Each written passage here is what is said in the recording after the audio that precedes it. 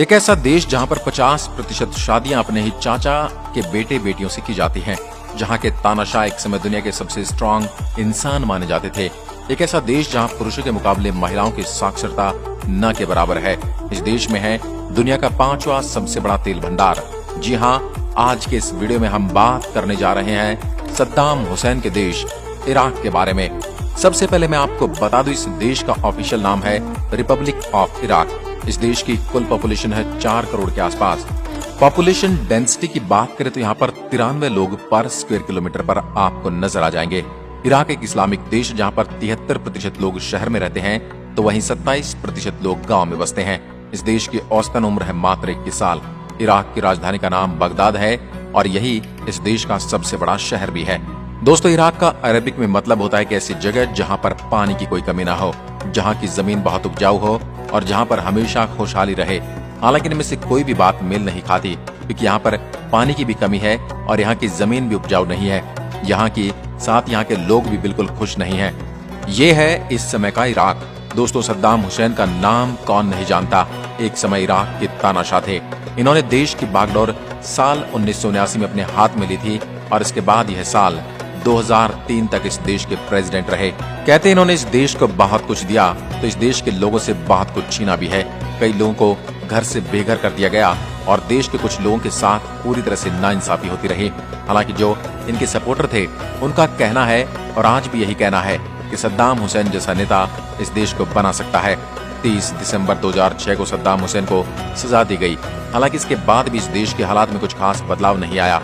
यहाँ के लोगों का ये कहना है कि देश और भी बैकफुट पर चला गया। यहाँ के लोग आज भी अपने जीवन को बेहतर करने के लिए स्ट्रगल कर रहे हैं। दोस्तों, जिस साल सद्दाम हुसैन इस देश के तानाशाह बने, उसी साल इस देश में कराटे वाली फिल्म पूरी तरह से बैन हो गई। कहा गया है कि इस तरह की फिल्मों से देश के लोगों पर गलत प्रभाव पड़ता है। साथ इस देश में कराटे खेल को बैन कर दिया गया था। आप सोचिए, सद्दाम हुसैन को इस गेम से कितनी नफरत थी। इराक की महिलाओं के पास आज भी बहुत कम अधिकार हैं। यहाँ पर महिलाओं को घर पर ही रखा जाता है। क्या आप यकीन कर सकते हैं कि आज के दिन भी इस देश में पुरुषों के मुकाबले महिलाएं आधे से भी कम पढ़ी लिखी हैं। इराक का लिटरेसी रेट 90% के आसपास है, जिसमें से यहाँ की महिलाएं सिर्फ 50% ही पढ़ी लिखी हैं। या आज के दिन भी कई लड़कियों को स्कूल नहीं भेजा जाता। लोगों के माइंडसेट ऐसे कि यहाँ सोचते हैं कि यहाँ पर लड़कियां सिर्फ घर पर काम करने के लिए बनी हैं। दोस्तों, सद्दाम हुसैन जब इस देश के तानाशाह बने थे, तब इराक ने 2 लड़ाइयां लड़ी थी। यह था 1980 में ईरान और 1990 में कुवैत के ऊपर हमला।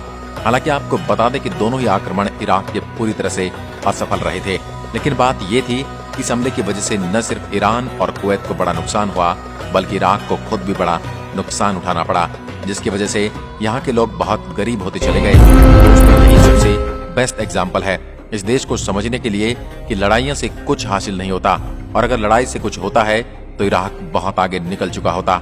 इराक के लोगों के बारे में कहा जाता है कि ये बेसिकली बहुत ही गुस्सैल नेचर के होते हैं और हर बात पर गर्म हो जाते हैं। तभी तो यहाँ के लोगों का माइंड कंस्ट्रक्टिव से ज्यादा डिस्ट्रक्टिव है। आज अगर यह देश इतनी परेशानी में है, तो यहाँ के लीडर का बहुत बड़ा हाथ है इसमें, जिन्होंने किसी के साथ भी अच्छे संबंध नहीं बनाए। दोस्तों, इराक ने ओलंपिक खेलों में हिस्सा लेना शुरू किया था साल 1948 में और आज तक सिर्फ एक ही मेडल जीत पाया है। 1960 समर ओलंपिक, जो कि रोम में खेला गया था, इसमें उन्होंने एक मात्र मेडल जीता था और उसके बाद आज तक उन्होंने कुछ भी खास नहीं किया। ये बताने के लिए काफी है इस देश के लोगों के बीच में सिर्फ राजनीति ही अहमियत दी जाती है। सब कुछ यहाँ पर राजनीति के बाद ही आता है।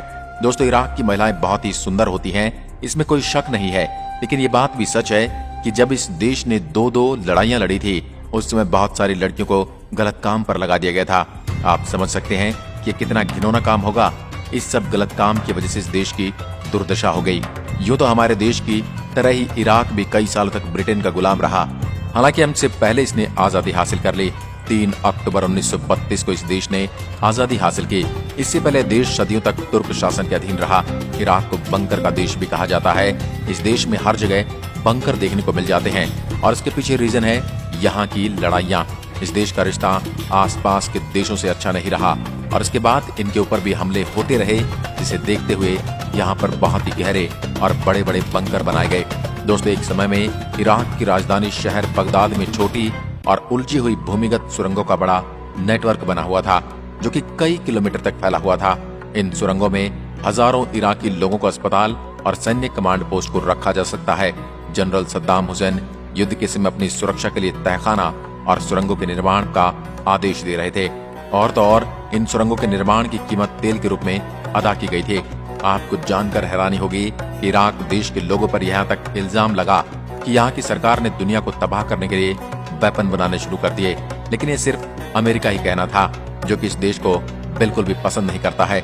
अमेरिका ने इस देश के ऊपर हमला भी किया, लेकिन सबूत नहीं मिले कि इराक दुनिया को तबाह करने के लिए कोई वेपन बना रहा है। आज भी इंटरनेशनल लेवल पर एक बहुत बड़ा मुद्दा है। कई देशों का मानना है कि अमेरिका ने यहाँ के तेल को अपने कब्जे में लेने के लिए इतनी बड़ी साजिश रची, लेकिन क्या यह सच है, ये किसी को नहीं पता। दोस्तों, इराक में आज भी कोई इंसान अमेरिका के पक्ष में कुछ बोल नहीं पाता। इसके पीछे की वजह यह है कि यहाँ के लोगों का कहना है कि अमेरिका ही इनका सबसे बड़ा दुश्मन है। हालांकि ये बात भी सच है कि अमेरिका की यहाँ पर दहशत रही है। साल 2011 तक अमेरिका की सेना भी इस देश में थी। इराक का एक चिड़ियाघर है दोस्तों, जिसका नाम है बगदाद जू। दुनिया के सबसे बड़े चिड़ियाघरों में से एक है। यहाँ पर आज भी तकरीबन 600 से ज्यादा जानवर हैं। साथ ही कई तरह के पक्षी भी इस जू में हैं। हालांकि साल 2004 के बाद से यहाँ लगातार जानवरों के मरने की खबर आती रही। आज के समय में इस जू का हाल बहुत ही बुरा है। इराक के लोग दोस्तों 2 भाषाएं सबसे ज्यादा बोलते हैं, एक है अरबिक और दूसरी है कुर्द। यहाँ आने वाले लोगों को कम्युनिकेट करने में परेशानी होती है, क्योंकि यहाँ पर 2 भाषाएं बोली जाती हैं। साथ ही आपको बता दूं, यहाँ के लोगों के बीच में इंग्लिश न के बराबर ही लोकप्रिय है, इसलिए टूरिस्ट को यहाँ आने पर परेशानी होती है। दोस्तों, इस देश का तेल और यहाँ का शहद सबसे ज्यादा पॉपुलर है और कमाई करने का सबसे बड़ा साधन भी है। शहद को बनाना और दूसरे देशों में एक्सपोर्ट करना ये इराक के लोगों का बड़ा कारोबार है। यहाँ से दुनिया के हर देश में शहद को भेजा जाता है। लगभग सभी इराकी परिवारों के लिए मधुमक्खी पालन करना खाने और आय का बहुत बड़ा जरिया है।